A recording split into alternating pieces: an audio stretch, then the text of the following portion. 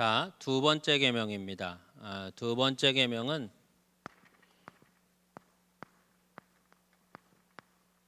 우상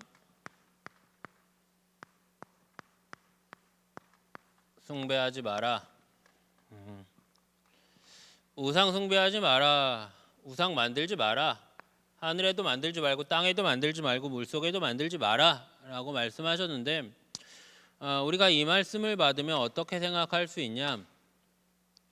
우리가 무슨 개종을 하겠다는 것도 아니고 배교를 하겠다는 것도 아니고 지금 뭐 동상 만들어 놓고 절하는 그런 것도 아닌데 뭐 우리에게 이게 해당 사항이 있는 말씀인가? 그런데 여러분들 잘 생각해 보셔야 됩니다.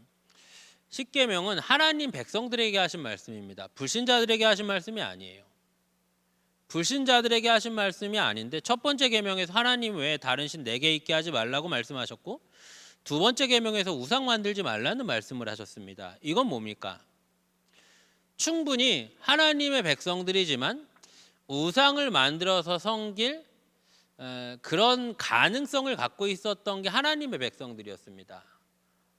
계속 말씀드리지만 애굽은 잡신들이 많았습니다.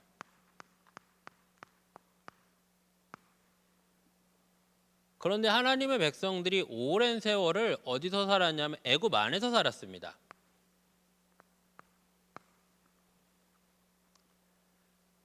애굽 안에 하나님의 백성들이 살아가니까 애굽의 문화, 애굽의 정서, 애굽의 죄됨이 자연스럽게 하나님 백성들에게 스며들어 왔습니다. 그래서 성경을 보면 애굽에서 나온 출애굽을 하고 나서도 애굽의 관습들, 죄된 모습들이 반복적으로 하나님의 백성들에게서 보입니다. 우리도 마찬가지죠. 내가 기독교 신앙을 받아들이기 전까지는 영적으로 본다면 죄 가운데 있었습니다. 소경이었습니다. 보지 못했고 진리와 비진리를 구분할 수 없었습니다. 예수 십자가 사랑을 알고 기독교 신앙에 들어오고 나서 바로 우리 언행이 바뀌지가 않습니다. 이전의 습관들이 남아있는 겁니다. 마찬가지입니다. 애굽에서 하나님 백성들이 나왔지만 애굽 사람들이 했던 애굽 사람들의 관습, 애굽의 정서가 묻어 있었는데 그 중에 상당히 많은 부분들이 뭐였냐? 우상 숭배였습니다. 그 우상 숭배의 모습들이 많이 있는데 한번 교재를 보면서 천천히 보겠습니다. 14쪽에 보시면 성경 본문 읽기, 그러니까 말씀 살피기 보시면 성경 본문 읽기 출애굽기 32장의 이야기가 나옵니다. 1번 보시면 이스라엘 백성들은 모세가 더디 내려옴을 보고 아론에게 무엇을 요구했습니까? 자, 하나님의 백성들이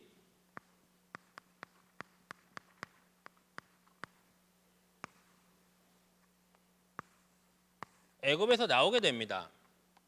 애굽에서 나오는데 바로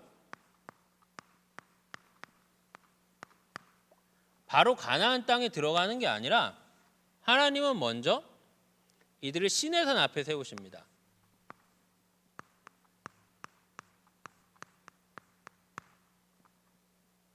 시내산 앞에 세우십니다. 시내산은 시내에 있어서 시내산인가요? 시내산 앞에, 죄송합니다. 시내산 앞에 세우시는데 하나님이 구름 가운데 강림하시고 주변 사람들은 보지 못하고 모세만 시내산 꼭대기에 올라가서 하나님 말씀 십계명을 받고 하나님 백성들은 이 밑에서 기다립니다. 이 밑에서 기다리고 있습니다. 이 밑에서 기다리고 있는데 모세가 빨리 내려오지를 않습니다. 빨리 내려오지를 않으니까 그 사람들이 의지할 수 있는 사람이 가장 큰 건 당연히 모세고, 그래도 좀 모세랑 가까운 사람을 찾으니까 아론입니다. 그래서 아론에게 뭐라 그러냐? 이거 모세가 안 오는데 이거 어떡하냐? 우리 어디로 갈지를 모르겠는데 이거 어디로 가야 되냐? 가나안 땅 가야 되는데 가는 길도 모르고 이거 뭐 애굽이라도 가야 되냐? 아니면 여기 집 짓고 살아야 되냐? 막 난리가 납니다. 막 난리가 나서 이들이 모세에게 뭘 요구하냐? 신을 요구합니다. 출애굽기 32장의 내용인데 자, 좀 당황스럽죠. 당황스럽죠. 가나안 땅 가는 길을 알려달라고 하는 것도 아니고, 아니면 여기서 살아갈 방법을 알려달라는 것도 아니고, 모세 언제 내려올지를 알려달라는 것도 아니고, 신을 요구합니다. 이게 뭡니까? 이게 바로 애굽의 습관입니다. 애굽 사람들은 종교심이 강하고 하도 잡신들이 많으니까 신을 찾는다는 게 아주 몸에 배 있었고, 신을 찾는다는 게 종교적인 행위이기도 했지만 그들의 정서적인 모습이었습니다. 그런데 이 애굽의 신은 철저하게 가시적인 신이었습니다.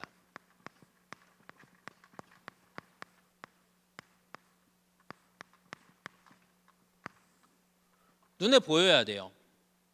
눈에 보여야 되고 어떤 현상이 있어야 되고 당장의 변화가 있어야 됩니다. 이게 이들한테는 익숙한 신관이었습니다. 이런 잘못된 신관, 잘못된 어떻게 표현하면 신앙을 갖고 있는 이들에게 모세가 없어져 버리니까 아론에게 뭘 요구하냐? 신을 요구했습니다. 그러자 이들은 어떻게 하냐? 우상을 만듭니다.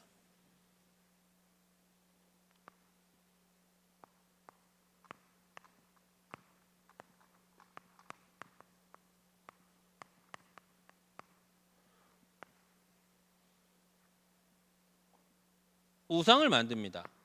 그냥 애굽 사람들에게 있어서는 나무를 깎거나 아니면 금을 어떻게 녹여서 틀에 넣고 만들거나 이게 상당히 익숙했던 겁니다.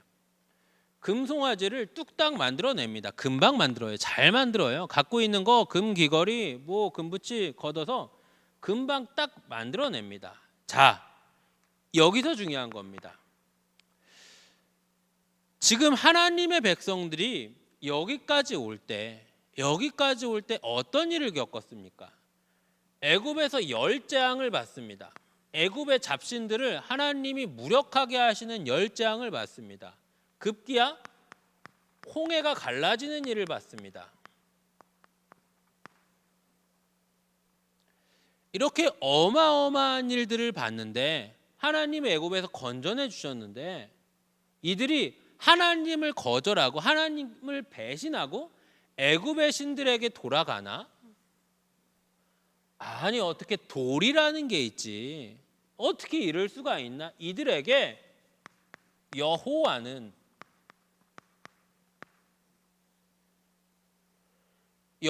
이제 필요 없고 애굽의 신들에게 돌아가는 건가? 이렇게 생각할 수 있습니다. 그런데 여기서 우리가 눈여겨볼 장면이 있습니다. 4절에 보시면 아론이 말씀 살피기 3번 문제입니다. 출애굽기 32장 4절 말씀입니다. 아론이 송아지 형상을 만들어 놓고 이스라엘 백성들에게 무엇이라고 부르게 했습니까? 아론이 송아지 형상을 만들어 놓고 이스라엘 백성들에게 뭐라고 말하냐? 송아지 형상을 만들어 놓고 이게 하나님이다. 이게 여호와다.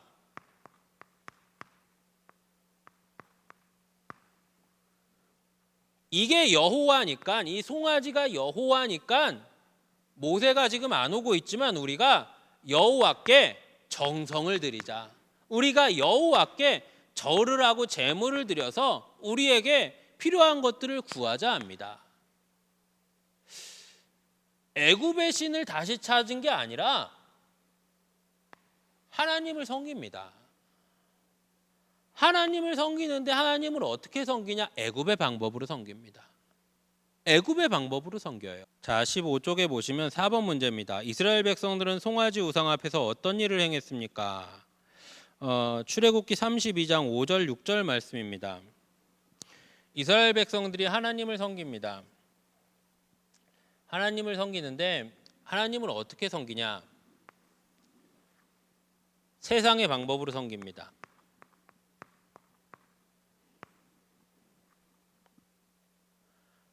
그 당시 애굽에서 신을 섬겼던 방법대로 하나님을 섬깁니다. 금송아지를 만들고 절을 올리고 정성을 올립니다. 세상의 방법으로 하나님을 섬깁니다. 이게 바로 우상 숭배입니다. 이게 바로 하나님이 그토록 싫어하시는 하나님이 진멸하라고 말씀하셨던 범죄가 됩니다. 하나님은 어떻게 섬겨야 되냐? 세상의 방법이 아닙니다. 하나님 방법으로 섬겨야 됩니다.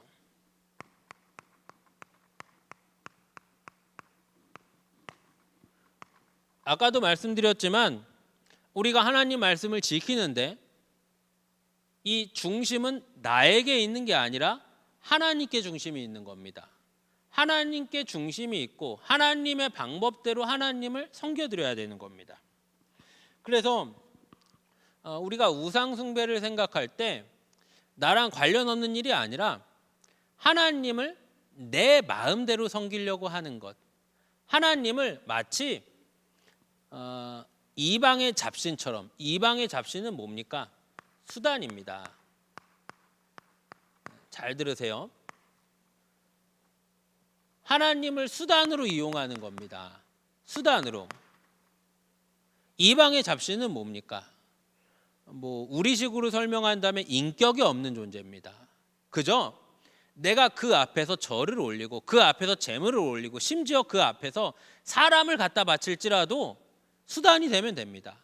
그만큼 정성을 들였으니 비가 내리게 해주고 그만큼 정성을 들였으니 전쟁에서 이기게 해주고 그만큼 정성을 들였으니 가뭄이 해소되게 해주면 되는 겁니다. 인격적인 존재가 아니라 그저 수단으로, 그저 힘이 있는 존재, 그렇게만 치부하는 겁니다.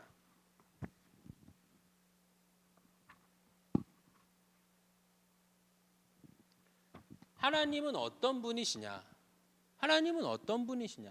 하나님은 그렇게 우상에 갇히시는 분이 아니라는 겁니다. 또 무엇이냐면 우상이라는 게 먼저는 하나님을 세상 방법으로 섬기는 것이라고 말씀을 드렸습니다.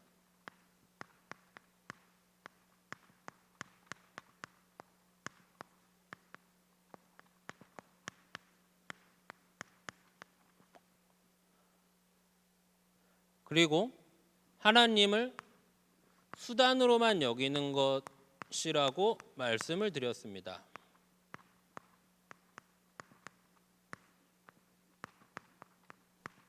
자기 목적을 위한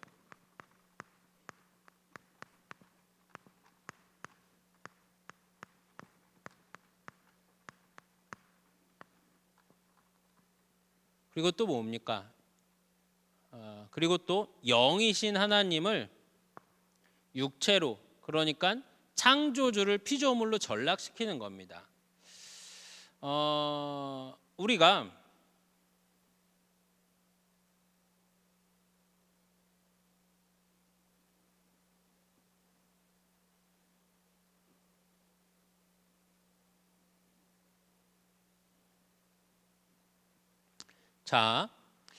수단으로 치부한다는 건 이런 겁니다.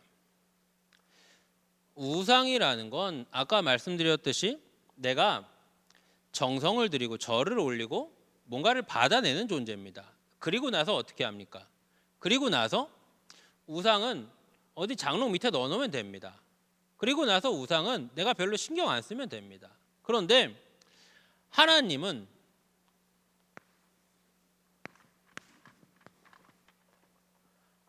어떤 분이십니까? 하나님은 우리식으로 따지면 인격적인 존재십니다. 하나님이시니까 인격이라는 말은 맞지 않죠. 신격이라고 할까요? 신학적인 용어로 위격이라고 합니다. 하나님은 어떤 분이십니까? 하나님은 우리에게 다가오시기를 마치 부모처럼 다가오시는 겁니다. 따라다니면서 잔소리를 하는 겁니다. 너 이거 하면 안 된다. 너 이거 해야 된다. 너 그렇게 하면은 나중에 큰일 난다. 하나님의 백성들은 그게 싫다는 거예요. 하나님 내 마음대로 살겠습니다. 마치 사춘기 청소년처럼 하나님 잔소리하지 마세요. 하나님 필요할 때만 도와주세요. 그건 뭡니까? 우상입니다. 우상입니다. 그건 뭡니까? 세상의 헛된 피조물입니다. 우리는 하나님을 하나님으로 섬겨드려야 합니다. 하나님을 인정해드리고 또 하나님을 하나님으로 모셔드릴 줄 알아야 합니다. 그래서 지금을 살아가는 성도가 철저히 경계해야 할 게 무엇이냐면 세상입니다. 하나님을 섬기는데 하나님을 세상의 방법으로 섬기는 것, 내 마음대로 하나님을 섬기려고 하는 것, 이건 심각한 죄입니다.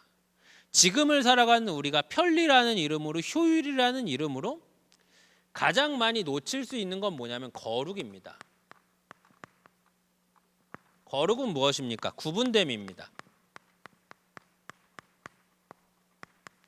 성도는 철저하게 거룩해야 됩니다. 철저하게 구분돼야 됩니다.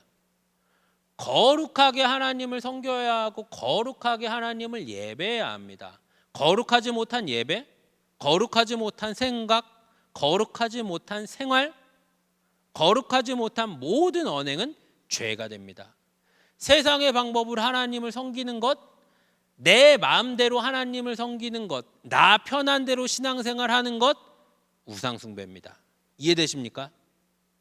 우상단지 만들어서 섬기지 않아도 거룩하지 못한 예배도 우상이며 나 편한 대로 하나님을 섬기려고 하는 것도 우상 숭배이며 하나님을 내 기준에 맞추려고 하는 것도 우상 숭배가 되는 겁니다. 이건 아주 참람한 죄입니다. 하나님이 이 죄에 극노하십니다. 진멸하라라고 말씀하실 정도로 하나님이 대노하시는 게 바로 이 사건이 됩니다. 부연 설명을 하자면 이렇습니다. 신명기 4장 15절에 호렙산에서 하나님의 백성들이 하나님을 뵙습니다. 그런데 아무 형상을 보지 못합니다. 왜 보지 못합니까? 하나님은 영이시기 때문에 그렇습니다. 하나님은 영이십니다.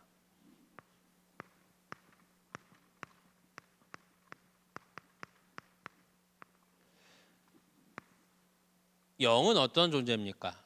육체가 없는 존재입니다. 우리는 시간과 공간에 갇혀 있습니다. 시간이라는 건 공간 안에 있는 개념입니다.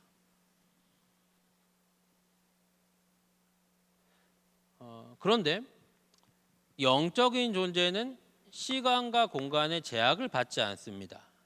그래서 이 속성을 따진다면 영은 무한하시고 영원하시고 불변하십니다.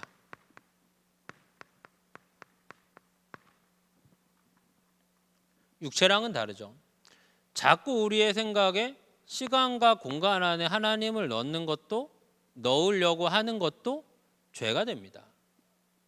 하나님은 천지만유의 창조주이시며 시 공간의 제약을 받지 않으십니다. 더 깊게 생각하기 16쪽을 보시겠습니다. 이스라엘 백성들은 왜 우상을 만들었으며 나오는데 계속 말씀을 드렸고 우리가 좀 더 이 계명에서 경각심을 가져야 될 건 뭐냐면 바로 우리가 기독교 신앙을 갖고 있는데도 우리가 무게중심을 현상에 두려고 하는 걸 경계해야 됩니다. 그 당시에 애굽의 잡신들을 섬겼던 사람들, 금송아지를 만들어서 여호와다라고 하며 그 앞에서 정성을 들였던 사람들이 바랬던 것은 현상이었습니다. 당장에 뭐가 일어나기를 바라는 겁니다. 당장에 뭐가 일어나기를 바라는 겁니다. 마치 이 사랑을 하는 관계인데 내가 정말 그 사람을 사랑을 하고 내가 정말 그 사람을 알아가고 내가 그 사람과 함께 있고 싶고 이런 것보다 그 사람에게 뭔가를 빨리 받아내고 싶은 겁니다. 이건 사랑이 아닌 거죠. 이건 정말 깊은 관계가 아닌 거죠. 우리가 기독교 신앙을 갖고 있는데 우리의 종교심이라는 게 자꾸 어디로 가냐? 현상으로만 빠지려고 하는 경향이 있습니다. 특별히 지금처럼 인터넷 방송이 많고 유튜브가 많을 때는 설교를 한다, 성경을 가르친다라고 하면 저처럼 십계명을 한다 이러면 사람들이 별로 관심이 없어요. 사람들을 관심 있게 하려고 하면 이 단어나 어휘에서 있어서 자극적인 걸 써야 되죠. 뭡니까? 종말, 재림, 마지막 심판, 요한계시록의 비밀, 666 이러면 이번에 바이블 칼리지도 만약에 제가 그런 거 했으면, 그런 걸로 좀 이렇게 선동했으면 굉장히 많이 들었을 겁니다. 그런데 더 신앙의 본질적이고 더 성경적이고 더 기초가 되는 중요한 건 그런 게 아닙니다. 그런 게 아니에요. 우리 신앙에도 눈에 보이는 현상이 있죠. 그런데 그게 중심이 아니라는 겁니다. 자꾸 우리의 종교심이 어디로 가냐? 당장에 보이는 변화, 당장에 나타나는 어떤 눈에 보이는 현상, 여기에 무게중심을 두려고 할 때 우리 신앙이 이상하게 망가지는 겁니다. 우리가 기도할 때 응답이 일어납니다. 기적도 일어나고 하나님이 병도 고쳐주시고 말할 수 없는 역사가 일어나는 게 사실입니다. 그러나 하나님이 더 무게중심을 두시고 하나님이 더 관심 있어 하시는 건 무엇입니까? 하나님과 우리와의 깊은 관계입니다. 하나님과 우리와의 친밀함입니다. 나는 너희의 하나님이 되고 너희는 내 백성이 된다. 너희는 내 법을 따르고 너희는 가나안을 소망하며 살아간다. 이런 겁니다. 사랑하는 성도 여러분, 하나님의 말씀, 기독교 신앙, 주님의 몸된 교회, 따분하고 지루하고 반복적인 게 더 많습니다. 성경을 배워도 자극적이고 와 하고 이런 거 그렇게 많지 않습니다. 지금을 살아가는 우리가 아주 놓치기 쉬운 문제 중에 하나가 거룩입니다. 특별히 거룩한 예배입니다.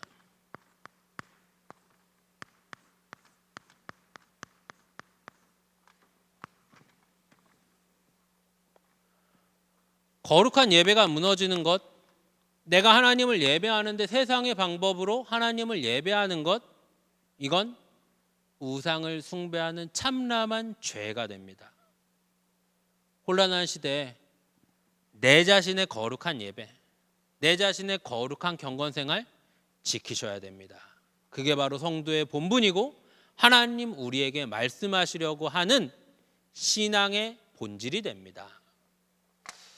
자, 여기서 마칠까 했는데 현상 얘기가 나와서 한 가지만 더 살펴보려고 합니다.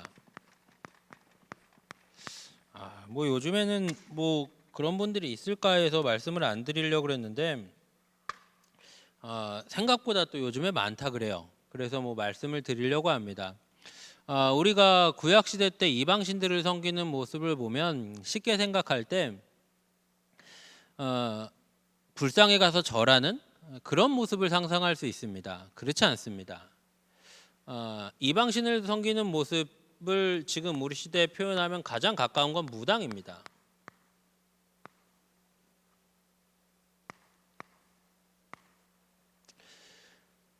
이방신을 섬기는 모습은 거의 종교라고도 할 수 없어요. 종교라고도 할 수 없고 정말 뭐 지금보다 훨씬 더 했을 겁니다. 거기에는 정말 이 모여서 별의별 가증스럽고 죄되는 짓을 많이 했습니다. 그 안에 음란이 있었고 그 안에 폭력이 있었고 그 안에 무질서가 있었고 하나님 싫어하는 것들이 다 있었습니다. 굳이 가까운 걸 찾자면 무당이죠. 이 얘기를 왜 하냐면 요즘은 없을 줄 알았는데 이상하게 요즘에 더 많이 간다 그래요. 또 인터넷 방송도 한다 그래요. 그래서 사람들이 관심이 많다 그래요. 그래서 한번 생각을 해보겠습니다. 이것도 들으면 재밌는데 이 무당이 굿하는 걸 보면은 옆에서 어떤 생각이 드냐? 가끔 보신 분들이 있을 겁니다. 뭐 있는 것 같아요. 뭐 있는 것 같아요. 막 북치고 막 꽹가리 치고 가끔 작두도 타고 음식 막 이렇게 쌓아놓고 또 돼지 같은 거 통째로 삼지창에 푹 집어서 딱 세워놓으면 이게 꼿꼿이 서 있어요. 뭐가 막 있는 것 같죠. 돼지 같은 거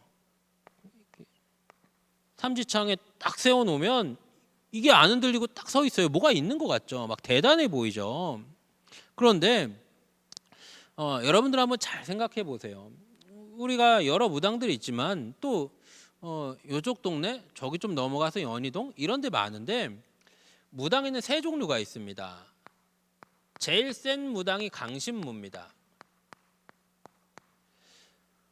이 사람들끼리 하는 말로는 신을 받은 무당, 작두 탈 수 있는 무당 이 무당밖에 없어요. 굿도 하죠. 그리고 세습무입니다.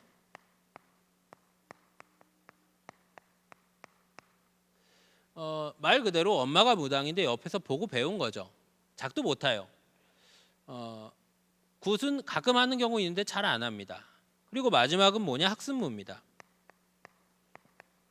공부해서 하는 건데 뭐 잘하는 경우가 있을 수도 있겠지만 뭐 잘 못 맞춘다 그럽니다. 이전에 제 친구 옆집에 1월 선녀가 살았는데 그 무당은 잘 못 맞췄어요.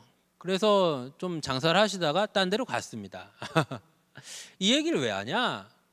우리가 딱 생각해 볼 때 무당이다, 구슬한다 그러면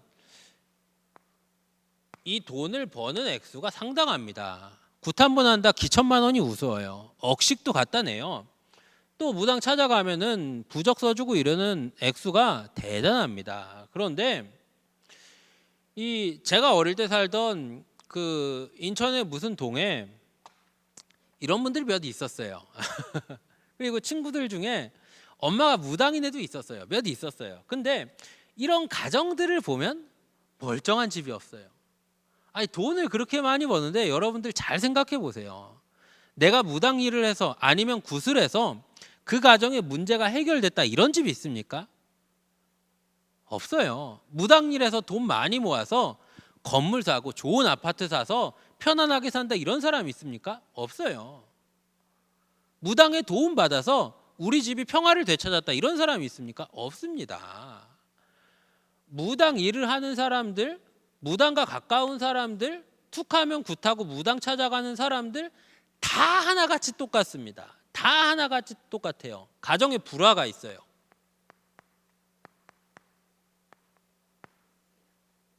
음란이 있어요.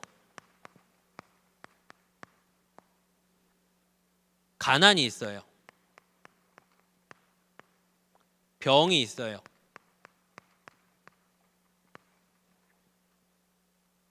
온갖 나쁜 것들 다 있습니다. 이게 뭡니까? 죄의 본질입니다. 마귀의 본질이에요. 가끔씩 우리가 너무 힘들고 호기심도 들고 뭐 있는 것처럼 혹할 수 있지만 이 열매를 보면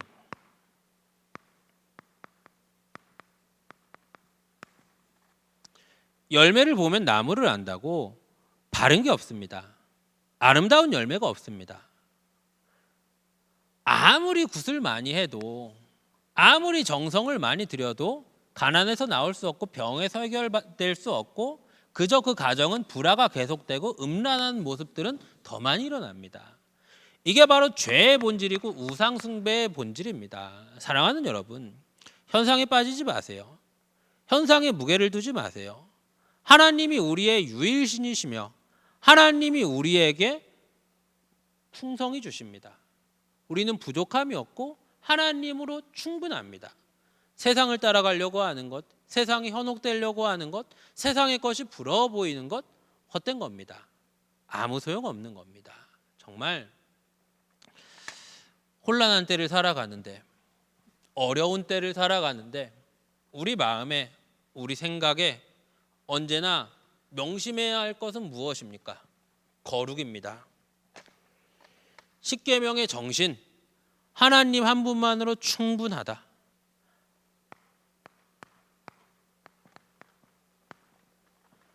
그렇기 때문에 하나님의 자녀답게, 하나님의 백성답게 거룩을 지켜야 된다.